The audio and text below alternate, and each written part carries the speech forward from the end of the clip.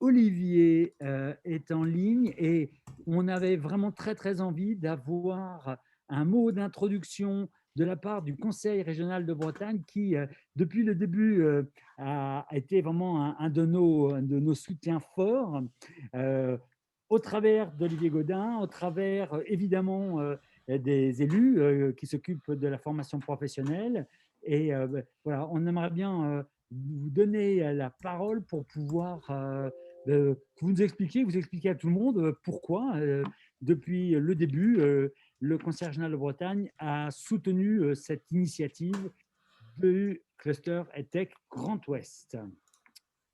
Merci Yannick et Olivier. bonjour et bonsoir plutôt à toutes et à tous. Est-ce Alors que vous oui, m'entendez? pourtant, Oui, oui. pourquoi est-ce qu'on Ok. n'entend pas Olivier? Logiquement, ça devrait marcher.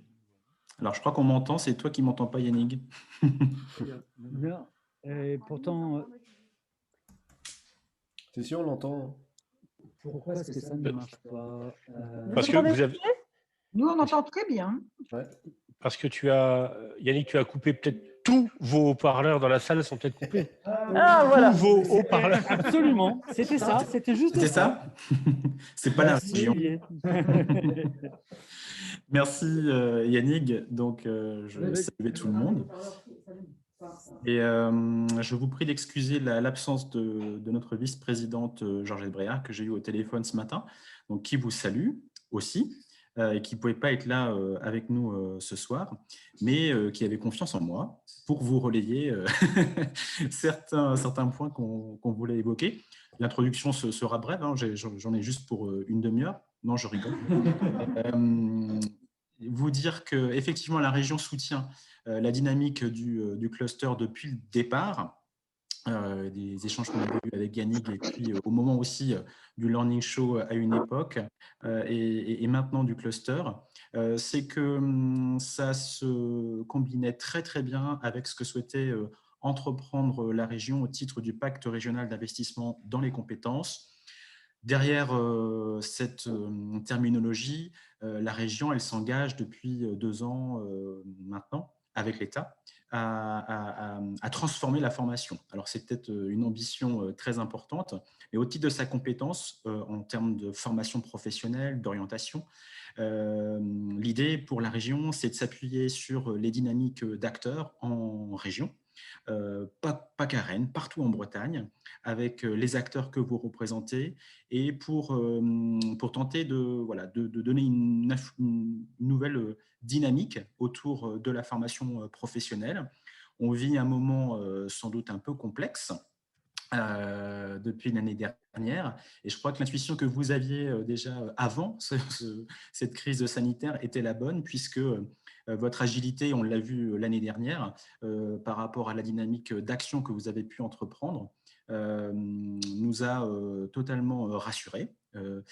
Et la manière dont vous engagez les travaux nous permettent dès à présent d'avoir de venir insuffler aussi peut-être l'évolution des politiques publiques qui sont mises en œuvre par la collectivité en faveur de la formation professionnelle. Donc, il y a plusieurs échanges qui ont eu lieu entre nous, avec Claire notamment, que je salue et que je remercie pour le travail qui a été accompli, mais avec vous tous. Et ce qui nous plaît dans la dynamique du cluster, c'est que justement, dans les modalités qui sont les vôtres, moi je me suis noté quelques petits mots quand même au regard de tous les échanges qu'on a pu avoir avec Claire, Yannick et puis Delphine aussi la dernière fois, Marc. Vous parlez de territoire apprenant. Alors pour nous, c'est très important qu'on parle de territoire.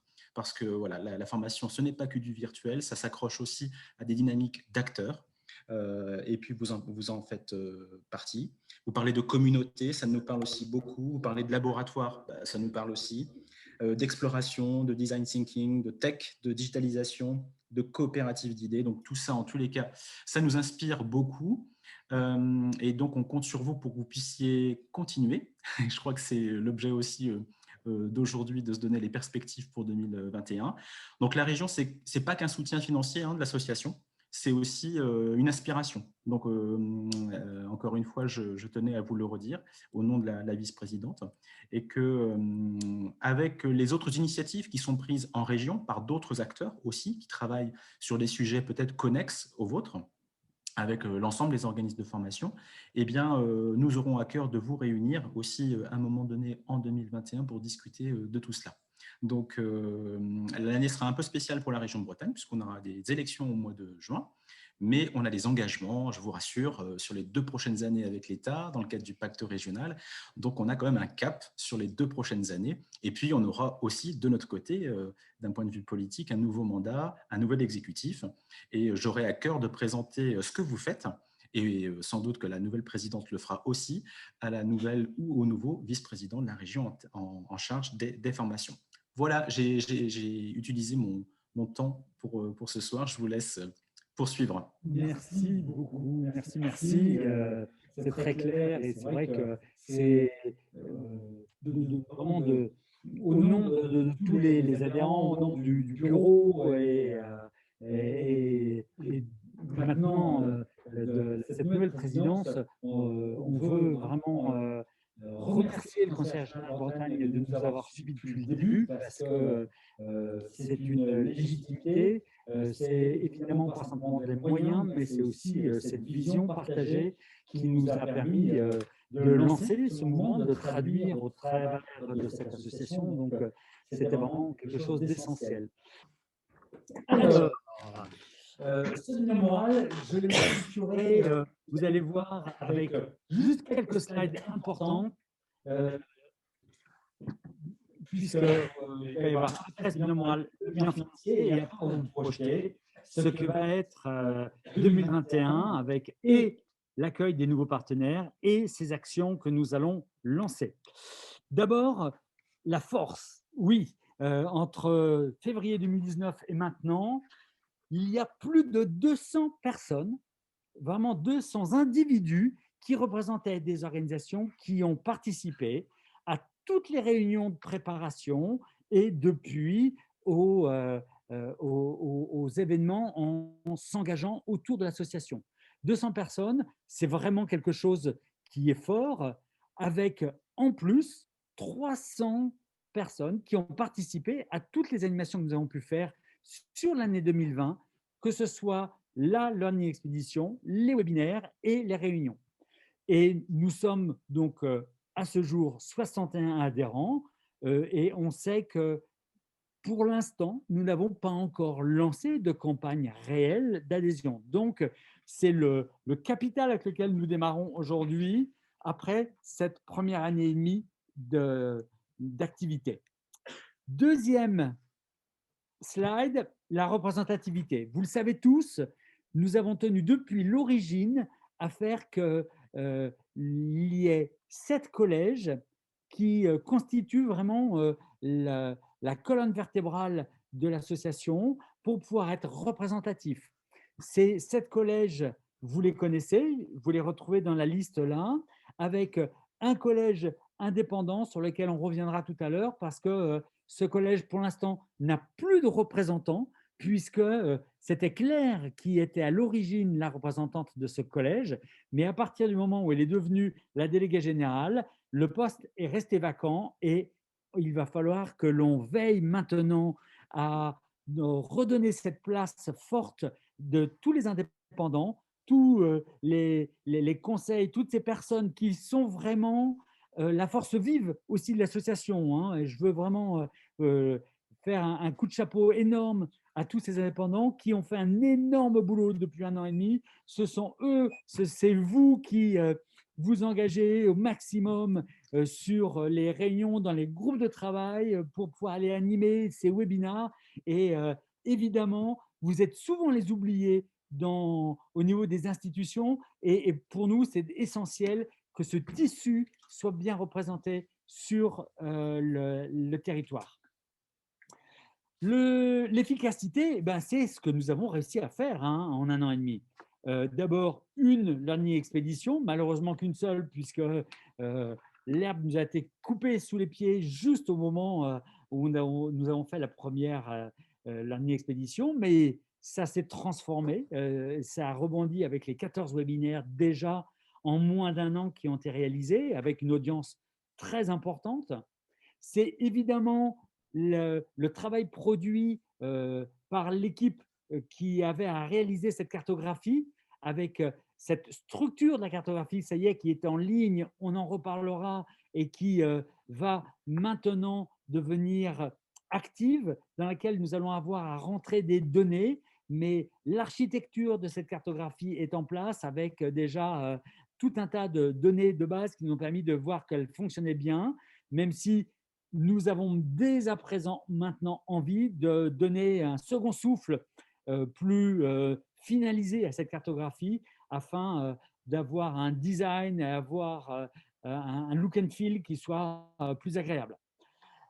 Troisième équipe, c'est l'équipe métier qui a produit une réflexion sur l'évolution des métiers, les métiers de la formation, et qui a produit des documents qui ont déjà été transmis et qui sont une base très intéressante pour pouvoir faire évoluer non seulement les représentations, mais la vision future et les tendances et les chantiers à mener pour accompagner ces transformations des métiers de la formation.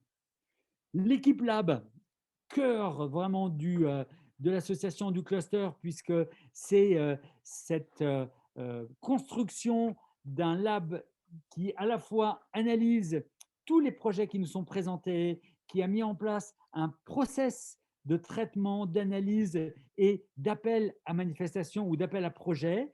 Et c'est vraiment le cœur du réacteur, parce que c'est ça qui va pouvoir générer tous les consortiums, tous les rassemblements, tous les productions de livrables en commun. Et c'est déjà un énorme boulot qui a été fait de pouvoir formaliser et structurer ce laboratoire. Et enfin, toute l'équipe qui s'occupe de la communication interne, externe, parce qu'une association, il faut la faire vivre, il faut lui donner les moyens de se déployer, d'être reconnue, et ça demande de la communication en interne, en externe, et ça aussi, une équipe qui est bien productive depuis le début. Repensons à il y a un an et demi, il n'y avait ni logo, ni identité, ni Slack, ni site internet, ni connaissance de la part de tous les autres acteurs. Et c'est un grand, grand travail qui a été réalisé. Donc, très, très belle efficacité. La gouvernance, avec une gouvernance qui a évolué au fur et à mesure, parce que nous apprenons en grandissant, et la structuration sous forme et du conseil d'administration et du bureau, et aussi des équipes de pilotage qui se réunissent avec une fréquence hebdomadaire ou alors bimensuelle ou mensuelle. C'est tout cet équilibre-là qui a fini par se trouver et qui vient d'aboutir par tout un travail qui va permettre de beaucoup mieux définir qui fait quoi. Et j'ai envie de parler sur ce slide aussi de ce transfert aussi. Moi, mon départ en termes de présidence, parce que ça aurait été un très mauvais signal que je reste en tant que président du cluster, alors que j'étais appelé à porter publiquement d'autres responsabilités. Eh bien, le fait qu'une association puisse rapidement aussi avoir comme ça des postes qui s'échangent et faire que d'autres personnes puissent incarner et prendre la responsabilité, c'est un signe extrêmement sain dans l'évolution d'une association, dans sa structuration et dans sa pérennité. Donc, on ne peut que se réjouir de ça, et encore une fois, se réjouir du fait que Delphine Corr ait accepté de prendre cette responsabilité et ait été élue par l'unanimité du conseil d'administration. C'est vraiment un signe très, très fort de maturité pour notre association.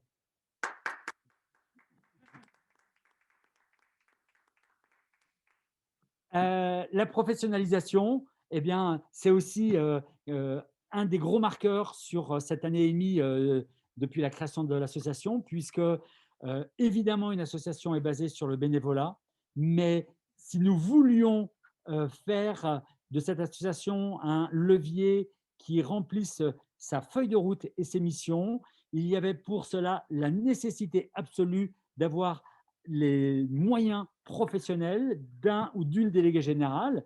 Et l'unanimité s'est portée sur le fait de pouvoir confier ce poste à Claire pour ses compétences, pour son engagement. Et depuis 1 an et demi presque qu'elle porte ses responsabilités, je pense qu'on peut tous aussi la remercier pour son engagement et pour, je dirais même, l'abnégation avec laquelle elle a pu, dans des périodes pas forcément simples, réussir à tenir le cap et à faire 2 fois plus de boulot que ce pourquoi on la rémunérait. Et c'est vraiment quelque chose qui était essentiel. Et aujourd'hui, nous avons pu, le conseil d'administration a pu pérenniser aussi cet engagement et proposer un contrat à durée indéterminée pour faire que le travail qu'elle a accompli depuis 1 an et demi soit maintenant assuré. Et ça aussi, c'est un élément extrêmement structurant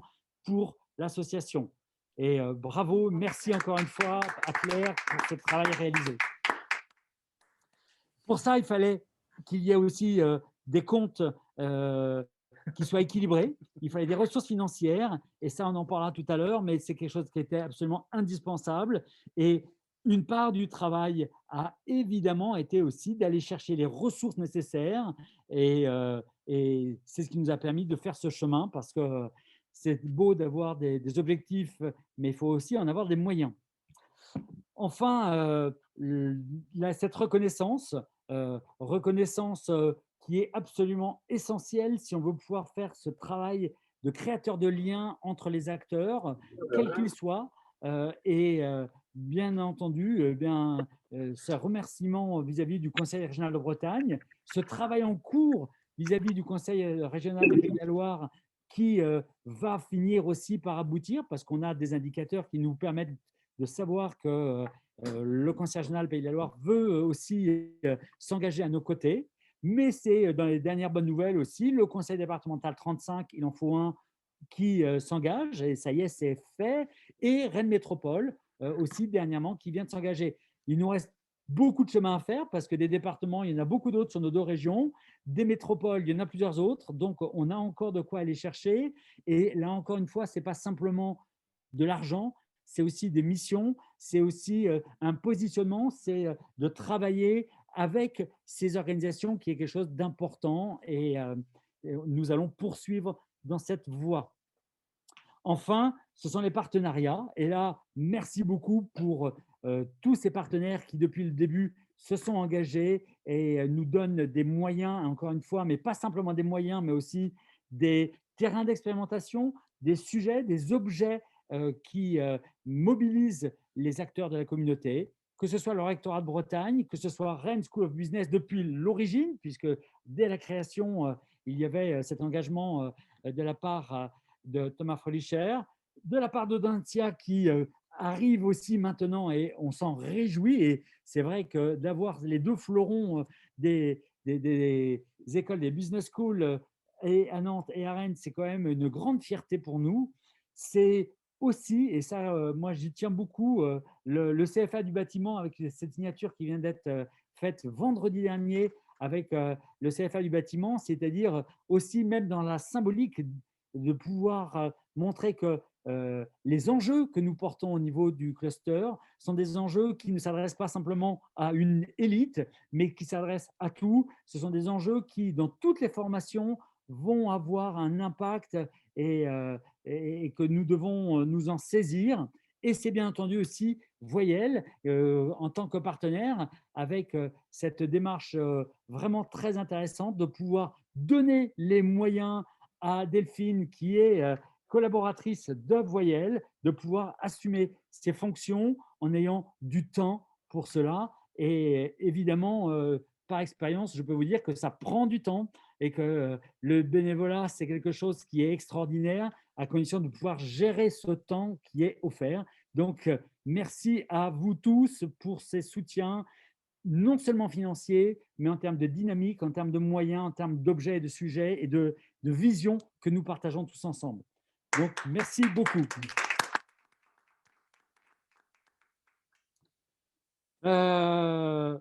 La vision renouvelée maintenant, eh bien, on va en parler. Ça va être le dernier slide sur lequel j'interviens, puisque le dernier gros chantier qui a été mené entre le mois de décembre et le mois de janvier a été au sein du conseil d'administration élargi de travailler sur le plan stratégique pour pouvoir se donner une vision. Maintenant que nous avions construit l'objet, il fallait le projeter et vraiment la phrase qui symbolise le mieux la vision que nous avons, c'est de développer le Grand Ouest en tant que territoire apprenant, mais un territoire inclusif qui soit absolument remarquable et remarqué par, si on peut en inspirer d'autres régions, si on peut inspirer euh, d'autres territoires et si on peut leur partager aussi ces démarches, nous le ferons avec une logique vraiment de travailler pour les communs en étant alignés sur nos valeurs qui sont vraiment des mots-clés, la coopération, le partage, évidemment l'innovation et l'audace, sans jamais oublier l'inclusion et les solidarités. Voilà les valeurs qui nous rassemblent et qui, je pense, ce soir sont partagées par vous tous que je veux une nouvelle fois remercier pour votre engagement, pour votre présence ce soir.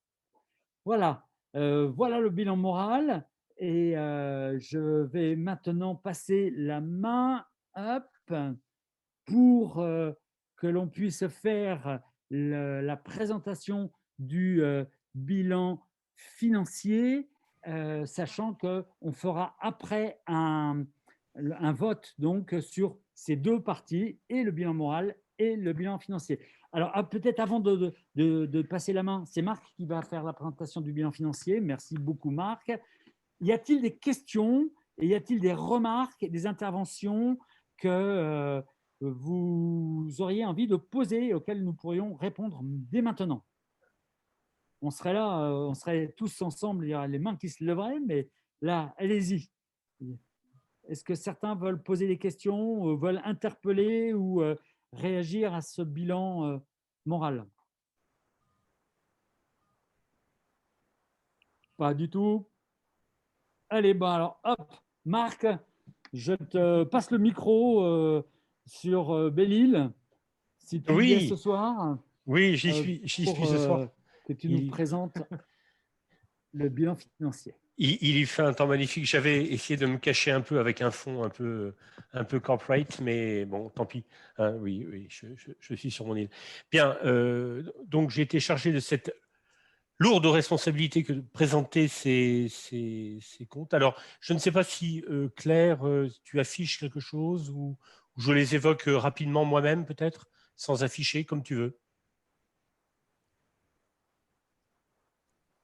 Ah, je n'entends pas de réponse de Claire. Claire est en train de préparer quelque chose. Si. Elle va présenter quelque chose.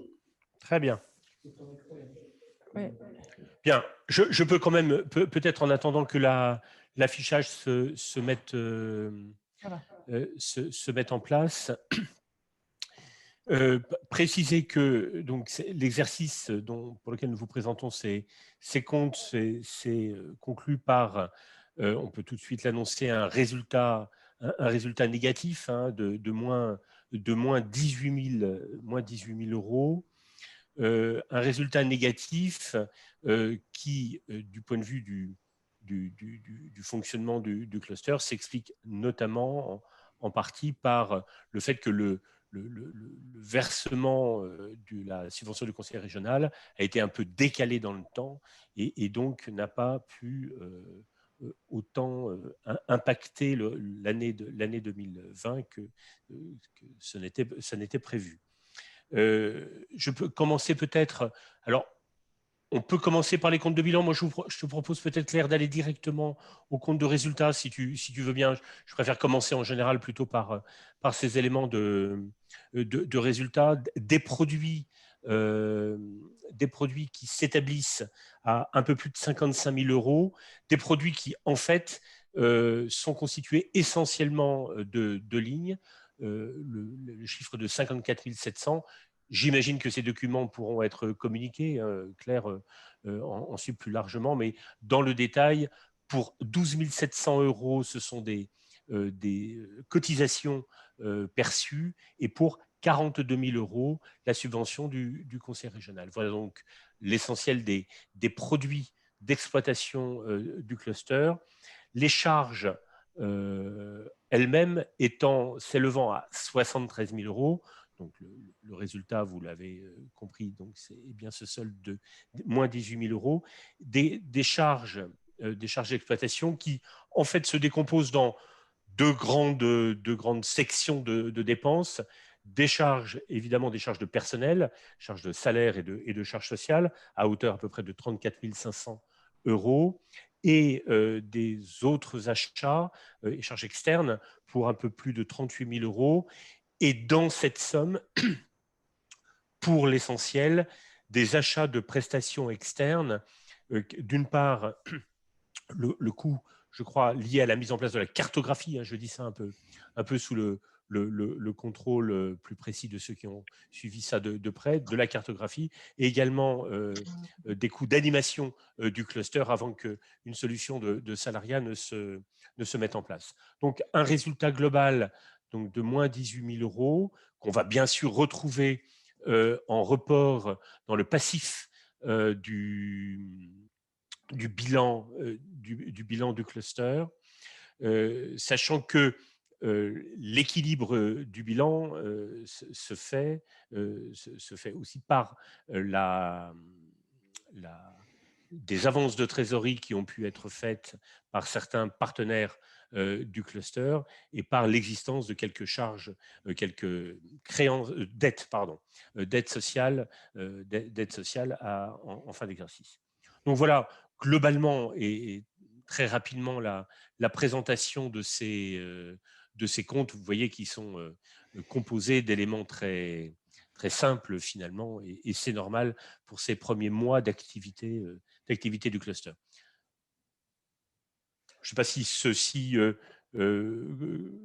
suffit comme détail de présentation, mais peut-être s'il y a des questions, pouvons-nous y répondre. Là encore, je sollicite les interventions de tout le monde pour poser des questions. On est sur des comptes qui sont plutôt tout à fait très simples, et je rassure tout le monde, c'est comme le disait tout de suite Marc, il y a un décalage donc entre les versements, mais les comptes les comptes sont équilibrés, c'est-à-dire que par rapport aux charges qui sont d'ores et déjà passées, on a les revenus qui sont équivalents, qui vont arriver. C'est simplement un décalage temporel. Un décalage de ça, temps. c'était pour regarder dans l'introviseur, parce que maintenant, si on parle de ce qui va se passer à venir, on a d'autres bases et d'autres moyens et encore plus de consolidation de ces chiffres pour pouvoir réussir à tenir nos missions. Est-ce qu'il y a des questions dans le chat, ou des personnes qui veulent prendre la parole par rapport à ça, des choses particulières? Bon. Oui, Yannick. Alors, oui, il y a une question. Oui, ouais, pour Marc. Quelle est la courbe je suppose, de croissance des adhésions? C'est Claire qui va répondre. Sur 2020, puis ça s'est arrêté, ou on est toujours en progression? Alors clairement, il y a eu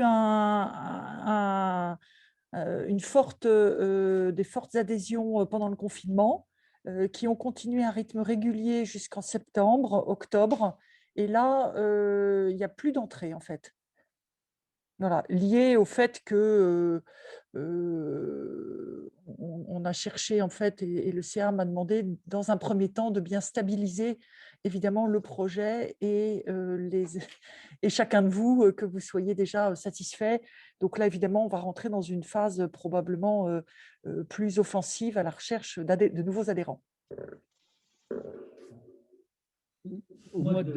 Au mois d'octobre, le conseil d'administration a décidé de donner des priorités à Claire, et les priorités étaient de travailler justement sur la consolidation des moyens, sur le plan stratégique et sur toutes les manifestations sur lesquelles nous étions engagés, en disant que nous allions reporter au moment où il y aurait ce poste à plein temps, en tout cas au 4/5e à partir du 1er mars, pour pouvoir lancer la première campagne réelle d'adhésion et pouvoir faire ce travail, parce que nous avons des listings énormes de acteurs que nous devons aller contacter, et ça demande du temps, ça demande des moyens, et on en reparlera. Il y aura certainement aussi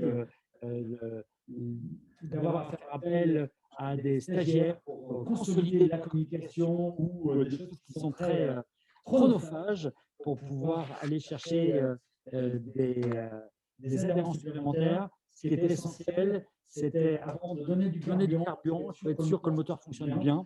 Et on voulait d'abord s'assurer que l'ensemble des choses étaient bien structurées, organisées avant de changer de dimension. Oui, mais ça me permet de constater que, étant trésorier dans une autre association du numérique, on a exactement le même schéma, quoi. On a enregistré les adhésions jusqu'en octobre et puis depuis rien. Et doit être relancé effectivement toute une action vers les adhérents et les futurs adhérents. C'est lié à la période aussi, je pense. Tout à fait. C'est clair qu'on est sur une période qui était un petit peu encore suspendue, mais voilà, on va se donner les moyens maintenant d'avancer.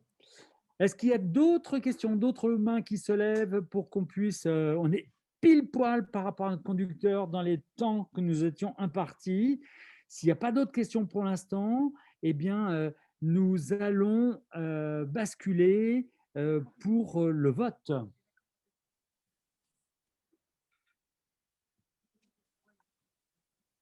Et pardon, et donc ça, on l'organise maintenant aussi.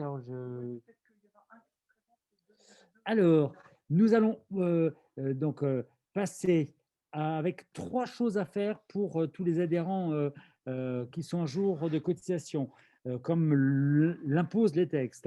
Le vote pour le bilan moral, le vote pour le bilan financier, et nous allons aussi organiser le vote du représentant ou de la représentante du collège des indépendants. Est-ce que j'ouvre maintenant les candidatures pour savoir qui se présente de manière publique de tout le monde? Ça serait intéressant. Donc, qui parmi ceux qui appartiennent à ce collège, à ce statut d'indépendant, qui parmi vous serait candidat pour pouvoir se présenter en tant que représentant au conseil d'administration des indépendants? Il y a Hubert qui se présente et il y a Sissi aussi. Donc, nous avons nos 2 candidats. Il y a Sissi Mazou qui est à Saint-Malo, si je ne m'abuse, et Hubert qui est à Rennes, à Fougères, pardon. Donc, nous allons donc procéder à ce déplacement vers la salle Zoom. Donc ça, c'est Claire qui va organiser ça tout de suite. Ne quittez pas, parce que ça ne va pas être très très long, et on se retrouve tous ensemble après. Et ceux qui ne sont pas adhérents, je vais vous donc faire visiter ce jardin avec la complicité d'Alain. Alain, je te laisse te présenter peut-être pour expliquer comment est-ce qu'on a travaillé et quel était ton rôle dans tout ce travail. Oui, bonjour. Donc, j'ai rejoint l'association au mois de septembre-octobre après 1 an d'année sabbatique liée au départ en retraite, puisque j'étais ancien délégué académique au numérique de l'Académie de Rennes. Et à ce titre, j'ai participé à l'élaboration et la création du cluster avec le rectorat de Rennes. Et donc, on a discuté avec Claire et puis on a trouvé qu'il était intéressant que je participe avec les moyens dont je dispose, et en particulier le temps, puisque à la retraite, il y en a pas mal, à la réflexion sur l'élaboration du jardin EdTech et plus largement sur la stratégie à venir de l'association. Voilà, alors donc l'idée de ce jardin, au-delà de notre imaginaire qu'il faut avouer nous a beaucoup amusé, c'est de trouver un lieu de rencontre, évidemment pour faire face aux problèmes du confinement, un lieu de rencontre et de coopération. Au-delà des rencontres d'organisation, on a fait le choix de rencontres plus personnalisées.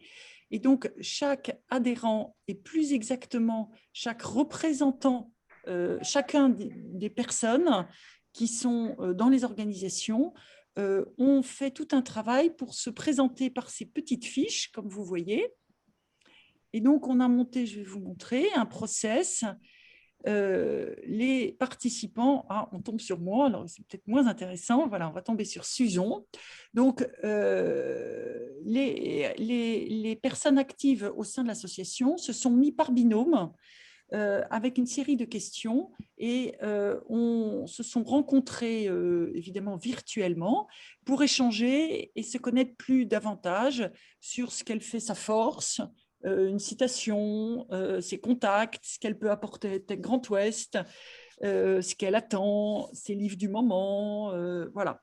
Donc, il y a eu ces binômes qui ont été faits pendant une semaine, où les personnes entre eux ont rempli les uns pour les autres les fiches et ont ainsi jardiné ou posé leurs éléments dans ce jardin. Je ne sais pas si tu as autre chose à dire sur les fiches, Alain?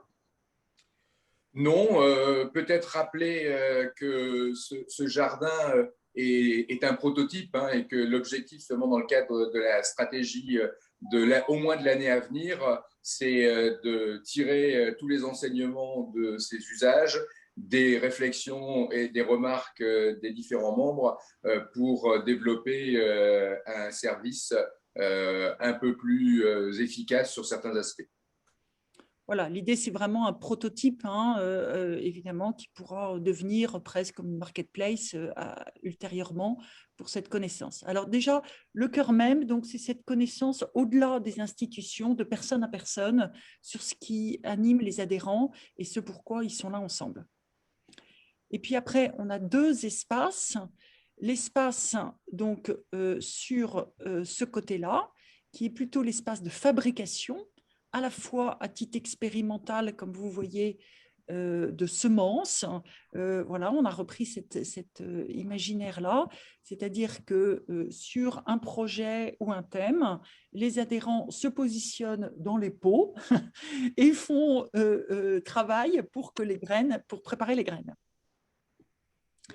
En bas, les adhérents se retrouvent avec des demandes d'offres et évidemment de demandes. J'ai besoin d'un coup de main, j'ai besoin d'un conseil sur une solution EdTech et les autres offrent des solutions. Et donc, tout ça permet de faire ce go-between qualitatif.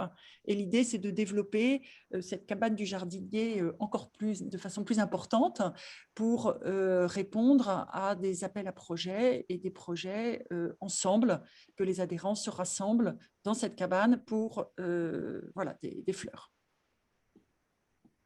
Et donc, une fois que les coopérations sont faites, que des graines sont plantées, l'idée, c'est de partir dans le jardin. Alors, j'ai un petit problème de connexion, là. Tu reprends la main Non, c'est bon. Okay. Voilà. Et puis, alors, de l'autre côté, vous n'hésitez pas à poser des questions. De l'autre côté du jardin, voilà, il y a à la fois cette cabane qui est le tiers-lieu du jardin. Et l'idée, c'est qu'on puisse, dans ce lieu, évidemment pour l'instant virtuel, que les membres puissent se rassembler pour réfléchir à l'évolution des métiers, mutualiser leurs compétences. Puis, un autre espace qui est l'espace aussi de promenade. Alors, on a pris cet imaginaire de la roulotte pour aller voir ce qui se fait de beau et de bien sur tout le Grand Ouest. Et donc, c'est cette animation des webinaires, comme vous avez dû suivre sur les réseaux. On a donc un webinaire par mois qui présente des expérimentations sur des thèmes qui sont faits dans le Grand Ouest.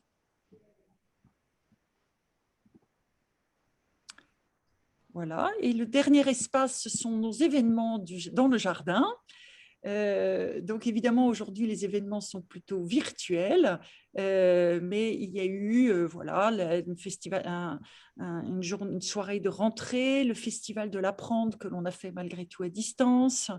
Voilà. Et puis, il y a un événement assez important qu'on a eu à Nantes. Je vois que Walter est là, peut-être tu peux en dire 2 mots puisqu'il a participé à cet après-midi. Walter ? Bonjour Claire. Salut. Là, tu me prends à froid là. Non, c'était un temps très agréable à Audencia dans le cadre de la Nantes Digital Week et effectivement c'était un temps de rencontre. C'était plutôt un temps avec les professionnels du territoire en Pays de la Loire à Nantes. Et donc c'était un moment de partage, d'échange autour des pratiques sur tout ce qui concerne le cluster, sur l'apprentissage, la formation à distance.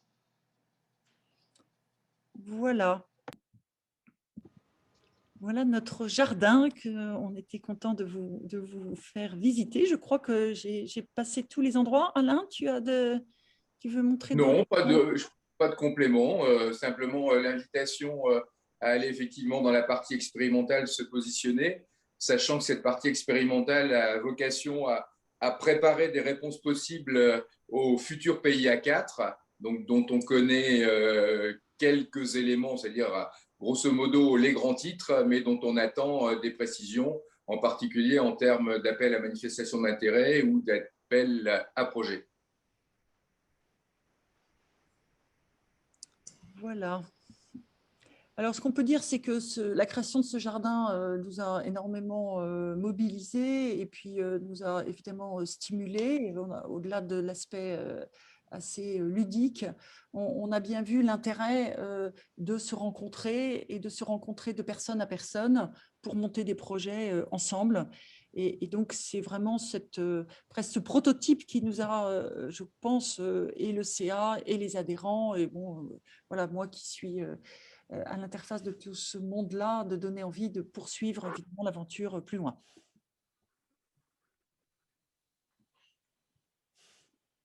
Ça y est, Claire, nous sommes tous revenus. Bonsoir à tous. Donc, je suis Delphine Corr et donc nouvelle présidente, toute jeune présidente, puisque ça date de vendredi dernier. Et donc, je vais, au cours de cet AG, vous présenter notre projet stratégique. Et Thomas, qui est le vice-président, pourra également appuyer les propos sur le projet stratégique. Alors, ce projet, il a été travaillé, dessiné par un groupe de travail avec notamment Alain Vansanté, qu'on remercie, qui est un ancien directorat sur la partie numérique, qui est venu nous prêter main forte sur cette partie stratégique.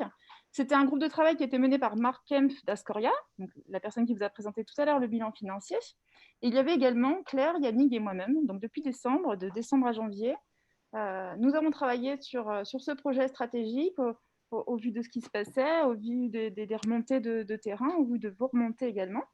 Donc, je vais vous présenter dans les grandes lignes ce projet stratégique, avec d'abord la raison d'être du cluster, donc notre raison d'être à tous, développer le Grand Ouest en territoire apprenant, inclusif, remarquable avec les EdTech. Dans le territoire, on envisage bien évidemment un maillage de l'ensemble des territoires de ce grand terrain de jeu du Grand Ouest, ça va bien au-delà de la Bretagne, et on compte travailler avec tous les territoires, quelle que soit leur taille, leurs besoins et leur situation démographique ou économique. L'idée, c'est vraiment d'avoir un maillage. Olivier Godin nous en a parlé aussi tout à l'heure. On se retrouve là sur ces attentes. Notre ambition, c'est de créer et animer un dispositif innovant de référence par le développement des compétences au sein des territoires. Donc, les territoires dont je parlais à l'instant. Donc, cette belle montée en compétences de notre Grand Ouest pour tous au sein de l'information. Et notre stratégie, l'idée pour nous, en tout cas, c'est de créer une agora. Alors, une agora, en ce moment, elle est très digitale, notre agora. Elle sera appuyée par une plateforme digitale, mais l'idée, c'est aussi qu'on puisse avoir des rencontres en physique avec plaisir et sans les masques pour tous les acteurs de la formation et des EdTech. Donc, cette Agora, c'est à la fois un tiers-lieu et à la fois un laboratoire pour expérimenter, dans deux objectifs, à la fois favoriser le développement des compétences, j'en parlais tout à l'heure, favoriser les mutualisations entre nous, entre tous les acteurs de la formation, et diffuser les bonnes pratiques. Et l'enjeu aussi de cette Agora, c'est d'impulser et de faciliter les expérimentations et les projets collectifs. Dans la feuille de route des mois et années à venir, l'idée c'est de, comme le disais tout à l'heure, de continuer à développer la communauté, on en a parlé, même s'il y a un petit ralentissement ce début 2021, plus notre communauté sera grande, plus elle représentera le territoire, plus on arrivera à remplir notre ambition de territoire remarquable. L'idée aussi c'est de poursuivre les événements en webinaire pour l'instant, mais j'espère très rapidement ensemble, en physique et lors d'événements conviviaux. On les espère tous. Donc, il y a cette création de l'Agora, même si on a déjà plein de lieux de rencontres, qu'ils soient physiques ou digitaux. L'idée, c'est d'avoir une plateforme ressource où on puisse tous s'y retrouver. Et puis, notre objectif, in fine, c'est de réussir à diffuser et communiquer sur des modèles éprouvés que l'on aura expérimentés. Voilà. Donc, Thomas, est-ce que tu veux ajouter un petit mot sur ce projet stratégique ? Je vais ajouter un petit mot, d'abord en m'excusant, parce que c'est parce qu'on est dans cette école qu'on porte tous le masque. C'est là que ça vous embête. Heureux ceux qui sont chez eux, qui n'ont pas besoin de réfléchir à ces choses-là. Bon, je ne vais pas être long, parce que il me semble que tu as tout dit. Moi, je me réjouis de travailler dans le cluster. Enfin, on est vraiment sur les deux, je crois qu'il y a les deux axes clés qui ont bien été donnés, c'est-à-dire le développement, le partage, la mutualisation des savoir-faire. Je dirais, ce n'est pas des échelons, mais enfin, on est dans un cluster, on y est comme territoire apprenant et qui attend aussi ce caractère inclusif.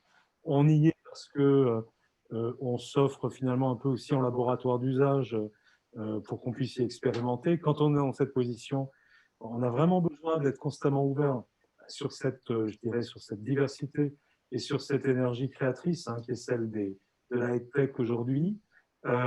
Et donc, je veux dire, chacun doit s'y retrouver à ce niveau-là. Moi, je pense qu'il faut souligner le côté Grand Ouest. On est une très belle et grande région où il s'est passé des choses, je pense aussi, de manière très avancée par rapport à d'autres régions. En tout cas, on est dans une région qui est dans l'anticipation sur ce côté-là. Et puis, bon, voilà, moi, je me réjouis que ce soit un endroit où on coopère. Ravi d'avoir signé un début de séance en même temps que nos amis d'Audencia et avec d'autres institutions de l'enseignement supérieur et aussi, on parlait du rectorat tout à l'heure, sur l'ensemble des niveaux d'éducation et de formation. On a beaucoup parlé aussi du caractère inclusif. Je pense que dans les projets sur lesquels on aura tous à cœur de s'engager ensemble, il y aura très certainement des projets où c'est nous tous qui allons rencontrer de très fortes attentes, notamment par rapport à des publics qui ont besoin de formation et qui, pour un certain nombre de raisons, je dirais, ont un handicap par rapport à cet accès-là que nos usages digitaux et éducatifs vont pouvoir combler. Je crois que l'idée, c'était de dire aussi un petit peu pourquoi on s'engage dans cette dimension-là. Enfin, moi, j'aimerais insister là-dessus. Bon, Yannick a gentiment rappelé qu'on était avec mon école là dès le départ, pas seul, mais dès le départ. On l'a fait d'abord parce qu'on savait que c'était justement à cette échelle du Grand Ouest que ça se jouait, qu'on y retrouverait donc un ensemble d'amis, de talents, de compétences très, très diverses.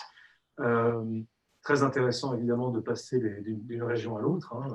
Pour moi, c'était essentiel. On s'était engagé aussi avec EdTech France et aujourd'hui, plus précisément, parce que c'est évident qu'il faut qu'il y ait ces deux niveaux donc sur le Grand Ouest. On a rencontré des gens qui nous ont mis en confiance. Je parlais de Yannick, Delphine, Claire, évidemment, mais tous les autres aussi. Et puis, peut-être simplement chronologiquement, il y avait, quand on s'est lancé, on était évidemment avant cette fameuse pandémie, on ressentait quelque part le besoin d'aller dans cette dimension-là. on savait que ça allait jouer un rôle clé, ça commençait à jouer un rôle clé dans la valeur ajoutée éducative qui est la nôtre et qui est celle de beaucoup d'établissements.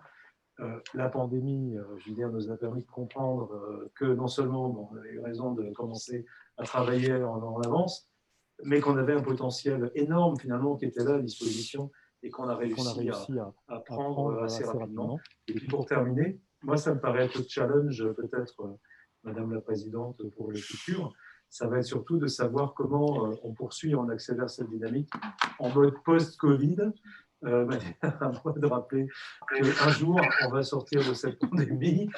Il y en a peut-être même qui espèrent en sortir là, dans quelques semaines, mois, disons, hein, pour être quand même assez réaliste. Et donc, ça va être vraiment intéressant de voir les challenges qu'on voudra rencontrer quand on n'aura pas cette contrainte-là voilà, qui nous atteint tous les jours. Mais moi, je suis absolument certain que cette période nous a appris à quel point il ne faudra jamais repartir en arrière, et au contraire, on a des moyens d'aller encore plus loin dans ce sens. Merci beaucoup Thomas. Effectivement, le premier challenge pour nous, c'est d'agrandir la communauté par les adhérents, mais aussi par les partenaires. Donc, je remercie Thomas d'être partenaire depuis le début et on a signé tout à l'heure le partenariat officiel. Et c'est l'occasion aussi peut-être de faire une petite pause sur cet AG pour présenter tous les partenaires qui nous rejoignent. Voilà, alors je ne sais pas dans quel ordre, peut-être Marie-Odile, tu voudrais faire un petit mot pour expliquer aussi un peu pourquoi vous rejoignez le cluster, et puis on est très content que vous l'ayez signé tout à l'heure avec Cyril de l'ENI qui est présent dans vos locaux. Donc merci à vous, merci pour cette signature. Oui, alors effectivement, on a commencé, nous, par être adhérents, en fait, puisqu'on était adhérents à Tech France, et donc je me suis rapprochée, moi, quand j'ai pris mon poste en octobre 2019, du cluster Grand Ouest, parce que, effectivement, j'ai l'habitude depuis très, très longtemps de travailler avec mon écosystème et avec mon territoire. Et donc, du coup, c'était vraiment une volonté très forte que j'ai portée au sein de l'école, effectivement, de monter sur ce partenariat qui s'est matérialisé ce soir par la signature donc, par Christophe Germain, le directeur général. Néanmoins, ça ne nous a pas empêché en tant qu'adhérents de participer, puisqu'on a fait beaucoup de choses intéressantes, dont la Digital Week à Nantes, et puis d'avoir des collaborateurs, et je ne sais pas si elle est toujours sur la visio, mais il y en a une qui est Eliane Bacheret, donc qui est partie prenante de l'atelier. Elle est là, Eliane, qui travaille sur l'évolution du métier, en fait. Et donc, que dire d'autre que on va y apporter des choses, on viendra chercher des choses, et on est très heureux, effectivement, de pouvoir collaborer avec cet écosystème des tech dont on a fondamentalement besoin, qu'on soit sur du distanciel, du présentiel, sur toutes les comodalités qu'on peut imaginer ou envisager. Et c'est très, très imprenant. Que vous dire d'autre que Audencia, sur ces sujets-là, est organisé de manière, comment dire, bipartite ou sur deux axes, c'est-à-dire que je porte, moi, avec donc, mes équipes de la direction de la transformation digitale, la partie solution d'apprentissage digitalisé, en fait, hein, tout l'aspect production, et que mon collègue donc, Tamim El-Bacha, qui est le directeur de la partie Learning and Quality Development, équipe dans laquelle se trouve Eliane Bacheret, qui est une de nos responsables de développement pédagogique, porte la partie effectivement développement pédagogique, et on est inscrit dans ce dispositif qui permet effectivement à chacun de nos programmes en fait de pouvoir s'appuyer sur à la fois l'ingénierie pédagogique et l'aspect digital learning. Voilà. Merci Marie-Odile.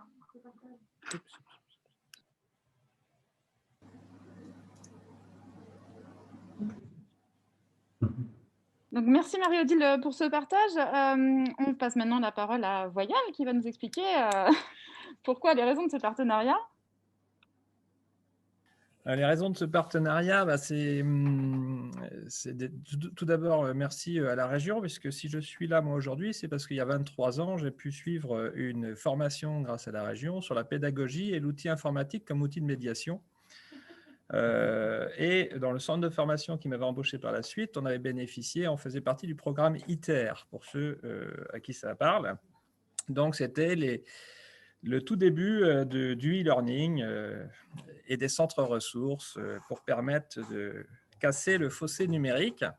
Un fossé numérique aujourd'hui qui est bien présent. On voit que le digital est partout. Néanmoins, il n'est pas si facile que ça à maîtriser. Ça demande beaucoup d'exploration et de tests. L'éducation, la formation, ce sont des enjeux majeurs dans ce XXIe siècle. Et tout seul, nous, l'exploration, ça fait partie un peu de nos gènes. Mais tout seul, on va quand même moins vite. Et on a besoin, je pense, dans notre complexité, de travailler en intelligence collective, en coopération. Et cette logique de rassembler les différents acteurs sur un territoire pour questionner la technologie et l'expérimenter pour ne pas être aveugle face à elle, et donc intégrer de l'humain, c'est avant tout un travail pédagogique. Donc, c'est des gens avec des gens. Donc, comment faciliter ça avec le numérique? Ce n'est pas simple. Et donc, à plusieurs, je pense qu'on va réussir à aller plus loin. Et pourquoi intégrer et être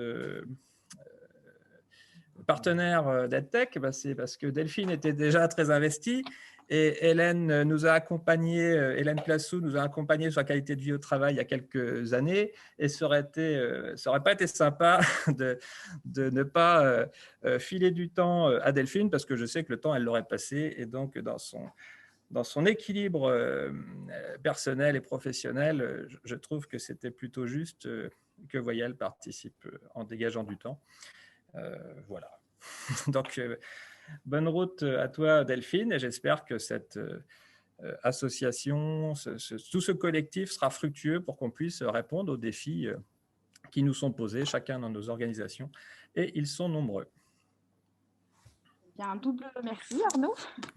Et on va demander également à Arnaud Launay. Arnaud passe la parole à un autre Arnaud Launay de la Fédération du bâtiment. Est-ce qu'Arnaud est par là? Bonsoir Arnaud. Oui, bonsoir à tous. Alors, pas tout à fait de la Fédération du bâtiment. La Fédération du bâtiment est une des organisations professionnelles qui administre notre association. On est administré paritairement. Et donc, je représente Bâtiment CFA Bretagne, qui est un organisme de formation qui forme aujourd'hui 3000 apprentis en Bretagne sur le secteur du bâtiment. Voilà, ravi d'être des vôtres déjà pour commencer. Notre signature de convention et de partenariat est toute récente puisqu'elle date de vendredi. Et donc, Yannick a accepté de signer ce dernier document avant vous, Delphine, que vous soyez présidente officiellement. Donc, on est vraiment ravis. Alors, c'est vrai que ça peut paraître surprenant de voir un organisme de formation qui forme notamment sur des niveaux 3, CAP, évidemment, s'intéresser à cet aspect digitalisation des formations. Mais on a un plan de développement qui inscrit bien le droit à l'expérimentation sur les aspects techniques et pédagogiques comme plus qu'un droit, presque un devoir aujourd'hui dans nos outils de formation. Et c'est vrai qu'il y a une réelle dynamique aujourd'hui qui s'est engagée au sein de nos équipes, mais on sent bien, effectivement, comme ça a déjà été dit, qu'on a besoin d'être accompagné, de bénéficier d'un certain nombre d'expertises et d'un réseau puissant, comme celui que vous présentez, pour venir confronter nos réalités, notamment nos questionnements, et partager parfois nos désillusions pour aller plus loin et éviter de se reprendre à nouveau les pieds dans le tapis. Donc voilà, donc pour nous, c'est important aujourd'hui de pouvoir bénéficier de ces expertises, de ces échanges, de ces regards croisés, pour faire en sorte notamment que nos équipes adhèrent d'autant plus facilement au projet qu'elles sentent que effectivement ces questions qu'on se pose ne sont pas que nos questions à nous, mais ce sont des questions plus larges, et que tout ça, ça a du sens dans l'environnement de la pédagogie et de la formation. Donc voilà, aujourd'hui, ravi d'être à nouveau des vôtres, et puis je pense que nos apprenants notamment seront fiers de savoir que notre outil s'engage dans ce partenariat et profitera de toutes ces expertises et de tous ces échanges. Voilà. Merci beaucoup Arnaud pour ce partage. C'est bon pour nous, désolé pour l'écho. Merci beaucoup Arnaud. Et puis ravi de cette collaboration qui est également fraîchement signée. Pour ce qui est des partenaires, on a fait le tour pour ce soir. Oui. Et donc on vous invite à à nous solliciter, hein, si vous avez aussi envie d'aller un peu plus loin avec le cluster, si vous avez des projets d'expérimentation, si vous avez envie de soutenir le projet stratégique qu'on vous a présenté tout à l'heure. Dans ce projet, il y avait des mots-clés comme mutualisation, par exemple. Eh bien, on a forcément besoin et de partenaires et d'adhérents pour réussir ce projet ambitieux. Donc, n'hésitez pas à nous contacter ou à contacter Claire, qui se fera le relais auprès du bureau du CA. Le résultat du vote de l'élection du représentant des indépendants, puisque les chiffres ont parlé, et c'est quand même assez extraordinaire, puisque nous étions donc 33 tout à l'heure, et qu'il y a donc 33 votes exprimés. Ces 33 votes exprimés sont répartis entre 16 votes pour l'un et 17 pour l'autre, donc on peut difficilement faire plus balancé et serré. Au point qu'on se dit, on en parlait là tout de suite ensemble, que de la même manière que plusieurs représentants au niveau du conseil d'administration, au vu de leurs implications professionnelles autres que dans le conseil d'administration, ont réussi à mettre en place des délégations ou des suppléances, on se dit que ça serait quand même tout à fait intéressant que et Hubert et la CICI puissent être tous les deux sur ce poste-là, en se relayant pour donner plus d'efficacité à leur action, parce que on peut, voilà, il y a 16 pour l'un, 17 pour l'autre. Je trouve ça absolument génial parce que ça montre vraiment l'équilibre et l'implication de tout le monde. Donc, je pense que le conseil d'administration va valider ça, le fait qu'on puisse vous onboarder l'un et l'autre pour que l'un ou l'autre soit présent sur chacun des conseils d'administration. L'un étant le suppléant de l'autre et on ne saura pas lequel, c'est pas très grave, mais que les deux noms puissent être présents, je trouve que c'est une très très bonne chose. Et félicitations aux deux d'être dans le conseil d'administration.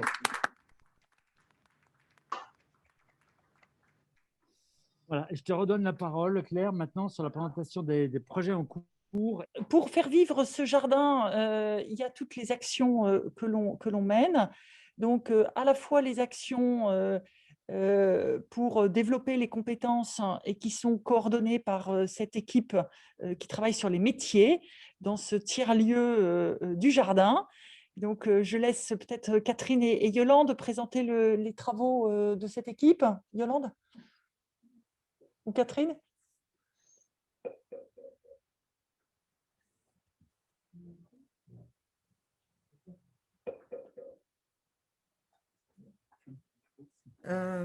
Oui, nous avons amorcé un travail autour de l'évolution des métiers dans la formation.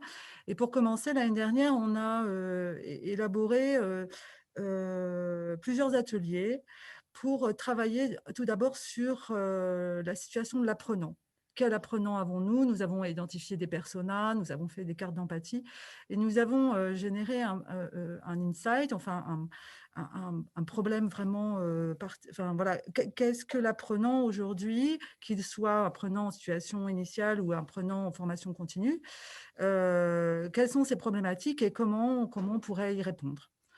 Donc, voilà, on a élaboré tout un document là-dessus. Et puis, cette année, on va partir sur le formateur. Et donc, on a fait un premier atelier la semaine dernière avec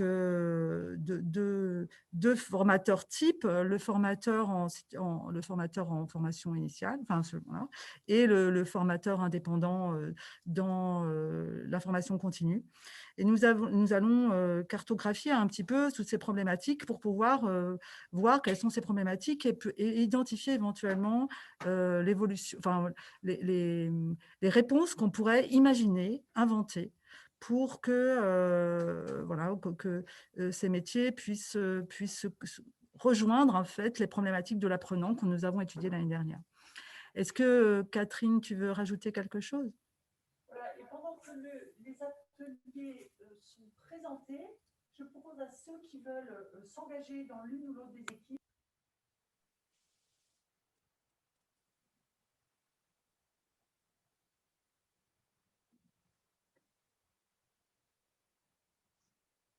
On n'entend pas très bien, mais je crois qu'elle est dans sa voiture. Voilà. Donc, pendant qu'on continue notre promenade, n'hésitez pas à mettre dans le chat les projets sur lesquels vous souhaitez vous investir. Non, je suis là, je ne sais pas si vous m'entendez. Hein. Ouais. Ouais. Je ne vous vois plus à l'écran. Non, non, ça y est, je suis arrivée, j'avais bien ma feuille de mission, je respecte le confinement, donc voilà, que tout le monde soit rassuré parce que j'ai reçu quelques messages.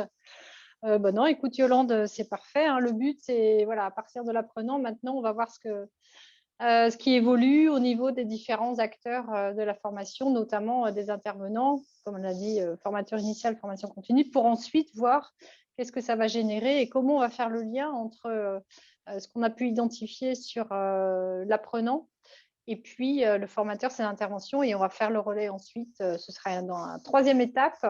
On fera le relais sur justement les prestataires, en termes de mission. Voilà, comment ça peut se traduire. Et puis ensuite remonter vers tout l'écosystème et puis faire de ce vivier sur les transformations des métiers. On parlait de mutualisation tout à l'heure, mais bon, nous, c'est aussi un des axes qu'on a identifié. Donc, ceux qui souhaitent évidemment venir nous rejoindre, on est une quinzaine. Prochaine réunion, prochain atelier le 30 mars et tout le monde peut y participer, adhérents ou sympathisants, au moins une fois, pour voir ce qu'on peut dégager de nos futurs métiers. Voilà. Voilà, merci Catherine et Yolande qui travaillent intensément sur cette équipe qui se réunit donc une demi-journée par mois, grosso modo. Voilà. L'autre équipe qui travaille pour mutualiser les expériences, ce sont l'équipe des Learning Expéditions, maintenant webinaire, coordonnée par Luc Piaton et Sylvie. Je vous laisse vous présenter la façon dont vous travaillez pour ces webinaires. Sylvie ? Donc, je m'apprêtais à laisser la parole. Eh bien, donc en fait, on se réunit donc, au sein d'une commission qui regroupe à peu près 15-16 personnes et pour définir en fait des sujets. Donc, on essaie de planifier quelques webinaires à l'avance, hein, sachant que le premier webinaire, le premier mercredi du mois, on a le webinaire qui est destiné donc à toute personne souhaitant le suivre. Et le troisième mercredi du mois, à 18 h toujours, donc nous avons un webinaire qui est réservé uniquement aux adhérents, où on aborde en fait une problématique liée à un adhérent. Donc, on profite de la communauté en fait pour accompagner donc la personne qui nous présente son sujet, donc pour avancer ou dans la construction de son offre ou dans le test de son offre. Voilà. Et sur les autres sujets, donc après on se réunit, on propose donc des sujets, puis des intervenants et on se répartit la tâche ensuite pour contacter les intervenants et ensuite faire une animation en général. Donc, j'ai un super maître de cérémonie qui va peut-être vouloir parler. Je ne sais pas s'il est là, Luc. Je propose, comme je vois l'heure passer, qu'on va passer directement aux voilà, autres on va équipes, passer hein, et vous me contacterez ceux qui êtes intéressés pour que je vous présente voilà, plus en détail. Donc, l'autre équipe, c'est l'équipe donc, de communication pilotée par Malvina et Philippe. Malvina, tu expliques la façon dont travaille cette équipe ? Oui, bonjour à toutes et à tous. Donc, le groupe communication qui au départ était composé de Sylvie et puis Philippe et puis qui est largement épaulé par Claire se réunit environ une fois par mois. L'objectif du groupe est de travailler sur les actions de communication des TechGo. Jusqu'ici, on a travaillé surtout sur le benchmarking pour élaborer le positionnement de l'association, les valeurs de l'association et puis les actions, le site web, la page LOASO sur laquelle vous pouvez adhérer. Donc, c'est dans cette continuité qu'on va travailler et donc c'est environ une fois par mois. Voilà, merci. Alors, l'autre équipe, on va aller se promener du côté des expérimentations et des plantations avec l'équipe cartographie qui va aider les mises en réseau. Cyril, tu peux expliquer un peu la façon dont… Vas-y, passons le champ sur la… Oui, bonjour.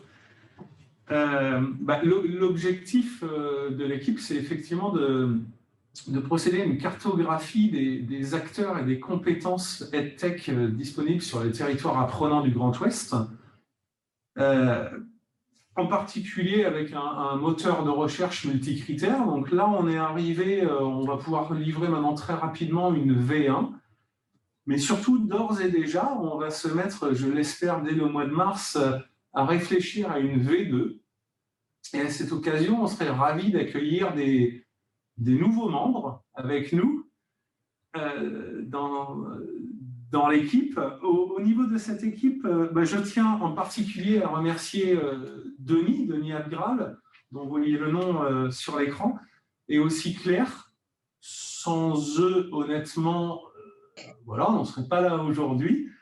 Mais aussi Morgane Homo et Rosane Joufflino qui font partie de l'équipe. Et c'est vrai que si quelques-uns parmi vous souhaitent nous rejoindre, on vous accueillera avec grand plaisir parce qu'on a encore beaucoup de travail et puis surtout des ambitions. Et entre autres, je pense qu'on ne manquera pas de discuter avec EdTech France parce que je crois que nous avons un membre éminent parmi nous. Peut-être pour regarder comment on pourra déployer cet outil au-delà de notre territoire géographique et pourquoi pas utiliser ce formidable outil bien au-delà de nos frontières virtuelles actuelles. Voilà. Merci Cyril et Denis pour tout ce travail. Donc, dernière équipe, c'est l'équipe du Lab, où donc on prépare des semences. Et je vais laisser la parole à Aurélien, qui travaille en binôme avec Hélène Guédot, déléguée d'Ascoria, sur cette équipe vraiment particulièrement importante dans les projets à venir. Merci Claire et bonjour à toutes et tous. Écoutez, le Lab, ça a été dit, hein, il est dans le cluster pour porter des projets de territoire, pour porter des expérimentations.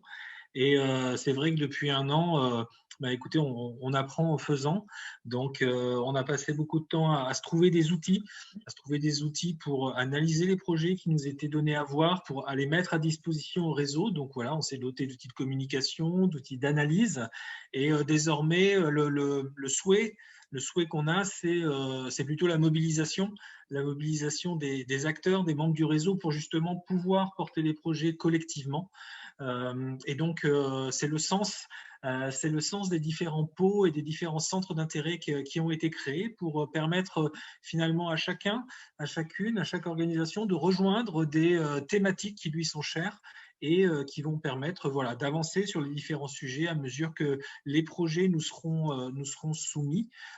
Et par ailleurs, puisqu'il est question de projet, notons que nos nouveaux partenaires, justement, ont l'opportunité d'avoir un projet comme ça qui sera accompagné par le Lab, par l'équipe Le Lab et évidemment beaucoup plus largement par le cluster pour faire avancer une problématique, apporter des résultats, étudier un sujet, mettre en place des expérimentations. Voilà. Voilà, merci de toutes ces présentations. Il reste deux plantes particulières qu'on voudrait vous montrer ce soir.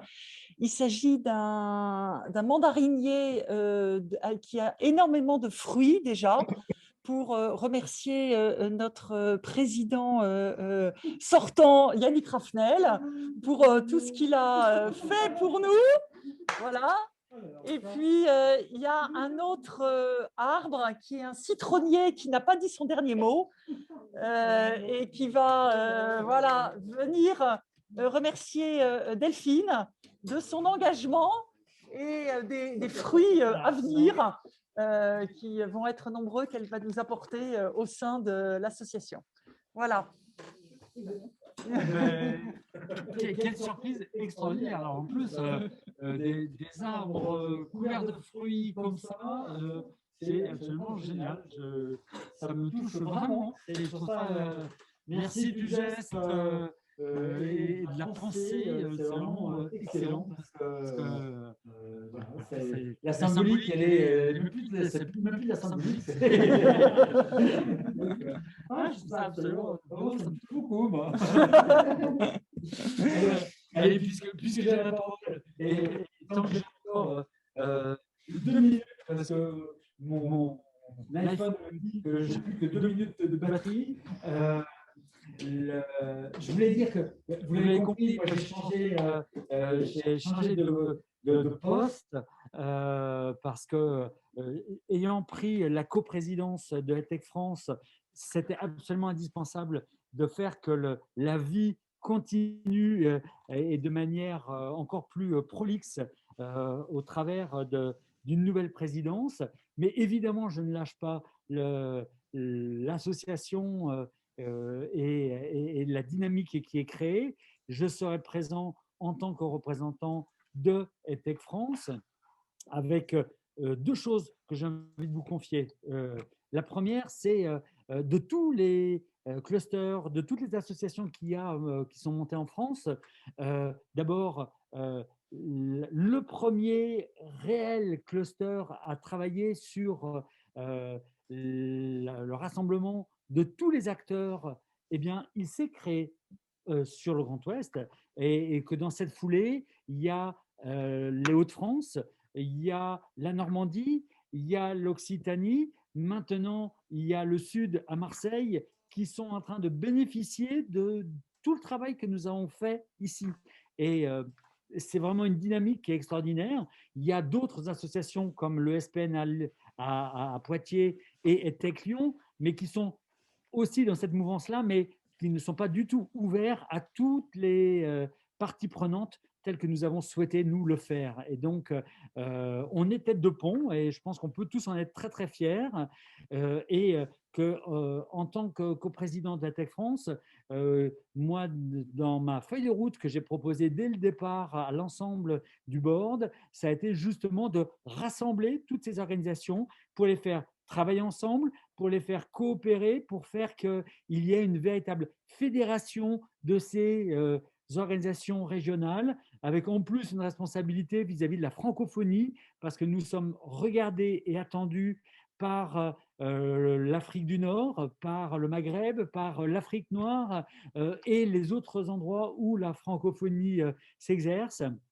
Et il faut s'attendre à ce qu'il y ait des initiatives très fortes de prise dans lesquelles, évidemment, je vais embarquer le cluster EdTech Grand Ouest pour que l'on travaille sur cette fédération et sur cette dimension même internationale. J'étais ce matin avec l'agence internationale francophone pour pouvoir parler de ces sujets-là. Donc, voilà, nous sommes tête de pont et nous pouvons en être tout à fait fiers parce que, à la différence d'autres territoires comme Lyon, par exemple, où il y a énormément d'entreprises EdTech, eh bien, sur le Grand Ouest, nous avons des très beaux fleurons. Nous avons ENI, nous avons Klaxoon, nous avons tout un tas d'entreprises. Nous avons le Learn & Go, nous avons Learnatech, etc. J'en oublie plein, mais on n'a pas la même densité d'entreprises que sur le territoire, par exemple, de Lyon. Eh bien, nous avons par contre la richesse. Nous avons la richesse de l'ensemble de ces différents collèges et c'est ce qui va nous permettre d'avancer ensemble. Et si en plus ça peut se traduire par du développement économique, eh bien, tant mieux. Mais pas que. C'est la dimension business est une des dimensions, mais heureusement la dimension citoyenne, la dimension éducative est tout aussi importante. Et vraiment, je suis rassuré et heureux de savoir que cette dynamique va se continuer et qu'elle est dans de très bonnes mains avec maintenant Delphine en tant que présidente et surtout avec vous tous en tant qu'adhérents moteurs, puisque finalement, un conseil d'administration, nous ne sommes que représentants de ce que vous voulez faire, de ce que vous faites. Donc, c'est ça qui est essentiel. Delphine, je te laisse conclure. Merci Yannick. Alors j'ai la lourde tâche de conclure. Yannick a introduit, je vais conclure. Je voudrais déjà, dans cette conclusion, en fait, prendre un petit moment de gratitude et remercier tous les acteurs de ce beau cluster. Déjà Yannick, merci beaucoup parce que c'était bien avant que ce soit un cluster, tu y étais et puis tu incarnes bien le lancement de ce cluster.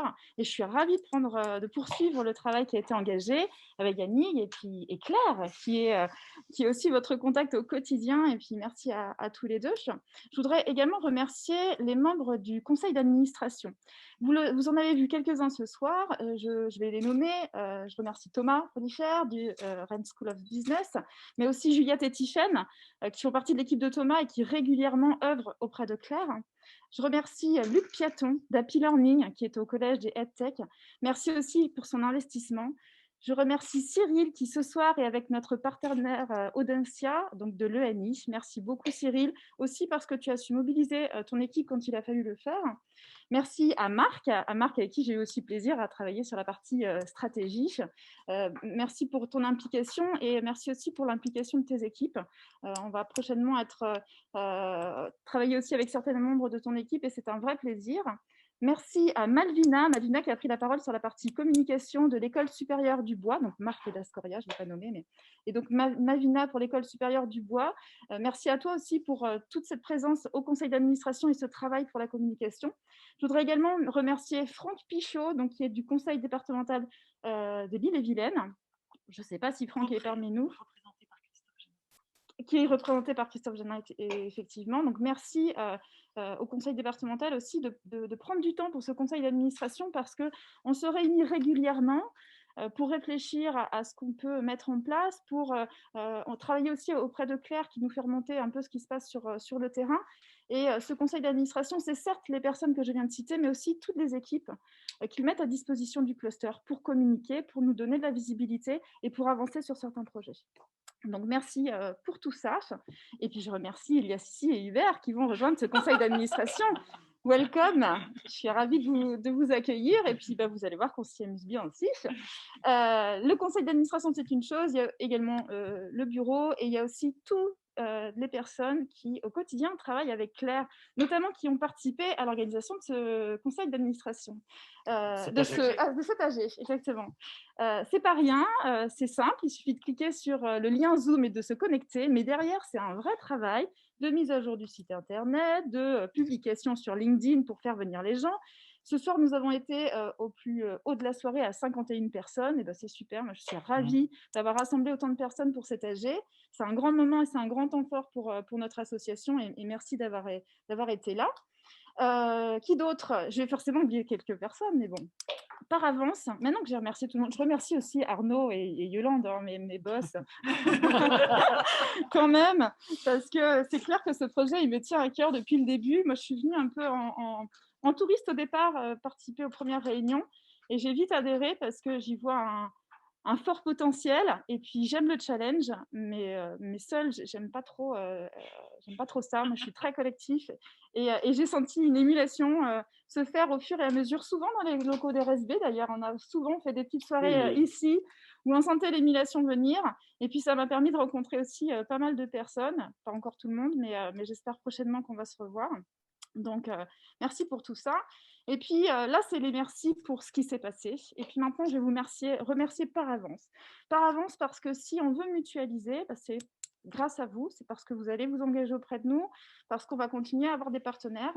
Ça sera là, vraiment l'enjeu des mois à venir d'agrandir la communauté et puis de grandir ensemble et de travailler ensemble. Merci aussi aux financeurs qui ont déjà signé, mais qui vont venir aussi parce que il faut pas se leurrer. Notre association, elle va vivre aussi grâce aux partenariats financiers. Et puis, merci aussi par avance à vous tous qui allez faire vivre notre Agora que nous allons dessiner dans les mois à venir. Et ça se fera que parce que vous y êtes, et on le fera pour vous. Donc voilà, ce que j'ai envie de dire pour conclure cette super soirée, c'est soyons acteurs. Moi, j'aime pas jouer toute seule, j'aime bien jouer collectif. J'ai vécu dans le conseil d'administration toute cette année, depuis que l'association est créée, et on a eu de vrais partages très intéressants, et j'ai déjà vraiment hâte de rencontrer aussi tous les adhérents pour voir ce qu'on peut faire, comment est-ce qu'on peut avancer et pour faire de notre territoire apprenant un territoire remarquable comme on s'est engagé à le faire. Et puis, je voudrais dire à tous qu'il y a différentes façons d'être engagé au sein de cette association. Certes, il y a le conseil d'administration, certes, il y a le bureau, mais il y a aussi, on en a parlé en cours d'AG, les groupes de projets sur lesquels vous pouvez venir travailler. On les a présentés tout à l'heure. Il y a le comité de pilotage. Il y a les webinaires que vous pouvez, auxquels vous pouvez assister. Donc voilà, vous pouvez être partenaire. Il y a vraiment différentes modalités pour que vous puissiez vous engager, vous, votre entreprise ou certains membres de votre équipe. Donc, welcome, bienvenue. Juste un petit morceau. Ah oui. Parce que Alain est on va dire, en troublion, où il est dans l'ombre. Et pourtant, Alain, sur les 3-4 derniers mois, a été très important. Il nous a beaucoup aidé. Donc, un merci spécial pour Alain Vincent, avec aussi tout ce qu'il nous apporte depuis le début. Merci à tous. Bonne soirée. Et bonne soirée à tout le monde. On vous avait Allez, on va essayer de...